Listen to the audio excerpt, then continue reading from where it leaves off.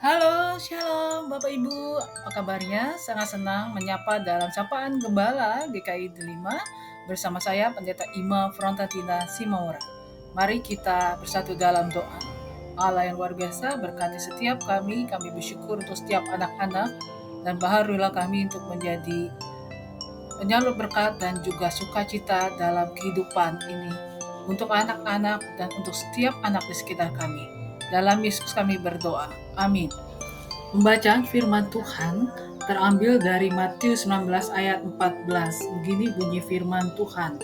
Tetapi Yesus berkata, biarkanlah anak-anak itu, jangan halang-halangi mereka datang kepadaku, sebab orang-orang yang seperti inilah yang memiliki kerajaan surga. Demikian pembacaan firman Tuhan. Bapak, Ibu, Saudara-saudari, berapa waktu lalu ada hari yang penting. Di tanggal 23 Juli, yaitu Hari Anak Nasional bagi Indonesia. Hari Anak Nasional mengingatkan kita tentang anak-anak dan kehidupan anak-anak. Ironisnya, semakin hari, semakin tahun, ternyata anak-anak belum mendapatkan betul-betul sukacita, keamanan, dan juga rasa nyaman bagi diri mereka. Sensus kasus kekerasan anak semakin hari semakin berkembang dan semakin bertambah. Jumlahnya tidak semakin sedikit, semakin menggunung seperti dinamika gunung es.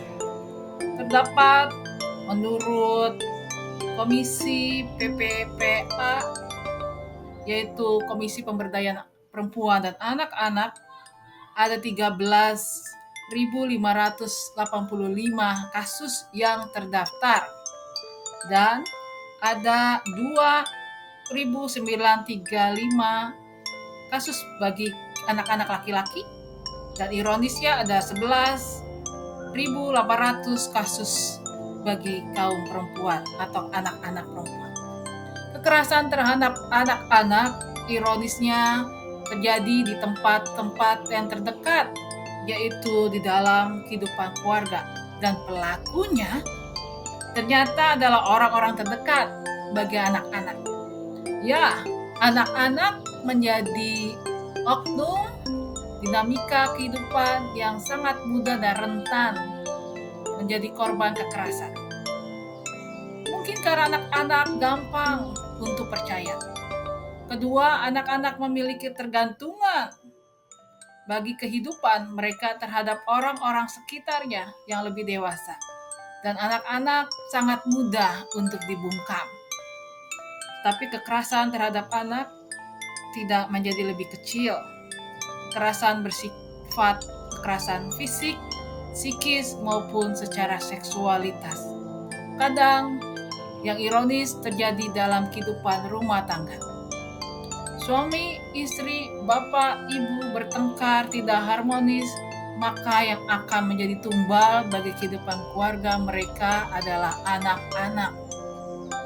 Anak-anak dipaksa untuk diam, tidak bisa bicara. Bahkan seringkali mereka juga dibungkam dan ditutup-tutupi kasusnya. Bapak, Ibu, Saudara terkasih dalam Kristus, ini juga tidak mudah dan khususnya juga terdampak bagi kehidupan keluarga-keluarga Kristen. Karena itu memang sangat rentan dan sangat penting untuk keluarga-keluarga Kristen kembali untuk menyegarkan relasi dalam kehidupan keluarga, khususnya kehidupan suami dan istri. Bukan hanya ketika pengen menikah, kelihatan harmonis, berjalan bersama, saling mengiringi, dan begitu antusias. Bahkan seringkali di dalam pastoral ditanya banyak hal yang positif, banyak hal yang saling mengagumi, dan begitu sangat bertekad untuk berumah tangga. Tapi dinamika rumah tangga tidak semudah membalikkan tangan dan semudah bermimpi. Banyak persoalan terjadi. Persoalan-persoalan yang terjadi dalam rumah tangga berdampak kepada anak-anak. Kita melakukan kekerasan terhadap anak-anak, misalnya secara verbal.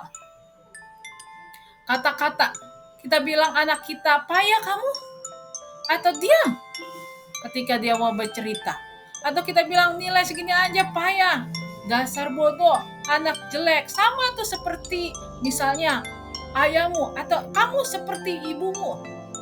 Maka hal itu melekat dalam pikiran anak-anak. Kadang kita tanpa sadar atau dengan sengaja menghardik anak-anak, apalagi kalau tindakan fisik, yaitu menggampar, mencubit, bahkan juga mengabaikan. Verbal atau non-verbal bisa terjadi. Apalagi kalau terjadi tindakan kekerasan, pelecehan seksual. Itu lebih dalam lagi. Tahukah Anda bahwa tindakan-tindakan kekerasan terhadap anak-anak seringkali menyebabkan luka batin? Dan luka batin tidak mungkin bisa sembuh atau hilang. Yang ada adalah proses untuk didamaikan. Anak-anak seringkali diharapkan menjadi anak-anak yang sukses, takut akan Tuhan, kebanggaan keluarga, jadi pelayan-pelayan Tuhan di gereja, sukses juga dalam kehidupan nyata mereka. Maka PR kita dan refleksi kita, sudahkah kita menjadi tempat di mana anak-anak bertemu dengan Tuhannya, yaitu Yesus Kristus, Sang Penyelamat, sungguh amat baik, memberkati, pengampun dosa, Allah yang merengkuh, Allah yang penuh kasih, Allah yang penuh cinta kasih, Allah yang dinamika dan image-nya sangat baik. Bagaimana anak-anak bisa mengetahui tentang Yesus, Tuhan dan Juru Selamatnya? Bapak, Ibu, Saudara-saudari yang terkasih, karena itu sama seperti perkataan Yesus ketika banyak orang berkerumun dan anak-anak ada di sana. Ada orang tua membawa anak-anak dan berusaha membawa anak-anak berhimpit-himpitan untuk supaya Tuhan memberkati mereka. Bukankah kita seperti itu dalam doa-doa kita?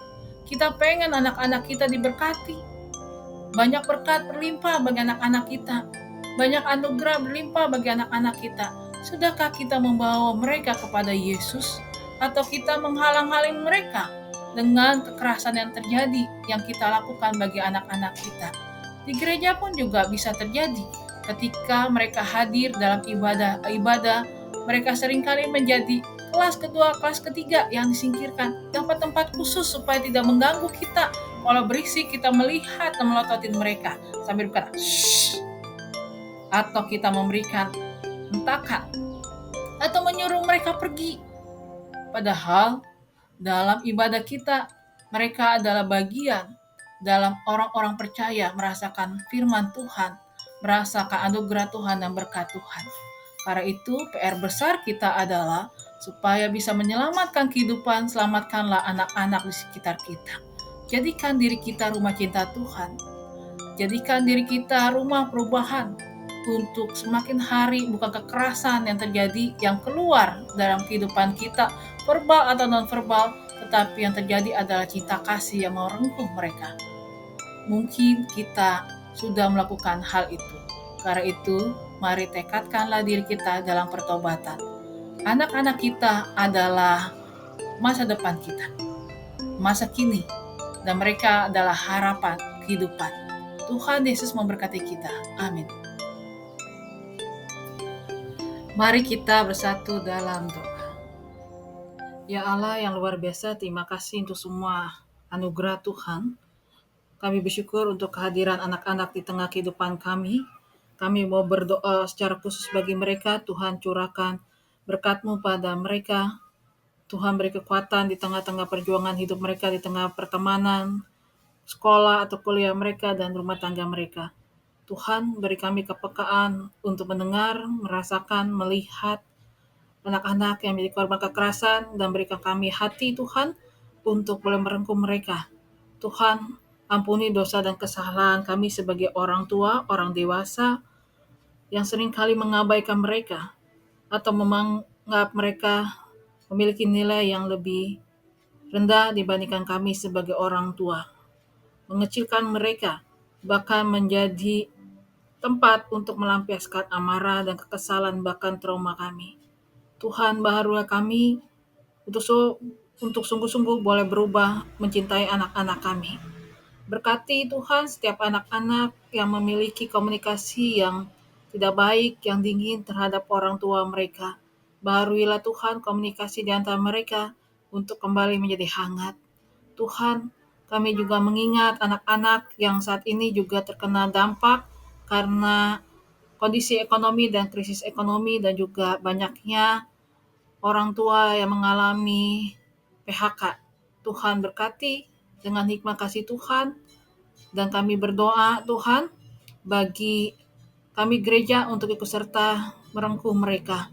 Tuhan berkati anak-anak kami yang bisa sekolah dan kuliah, berikan mereka kesungguhan hati untuk menikmati berkat Tuhan ini dan bertanggung jawab dalam kepercayaan Tuhan ini, khususnya mereka yang jauh ya Tuhan dari hadapan orang tua mereka, supaya tetap takut akan Tuhan. Kami juga mengingat oma opa kami yang sudah berusia senja Tuhan berkati dengan hikmat kasih Tuhan. Untuk Ibu Sylvia Intan, Oma Heni Caya, Oma Budi, Oma Nani Pangestu, Oma Theo, Opa Effendi, dan Oma-Opa yang lain. Juga mereka yang sakit, kami berdoa untuk Bapak Sutanto Harto, Ibu Titiniati, untuk Ibu Nani Mahargono, Ibu Yos, Sevin.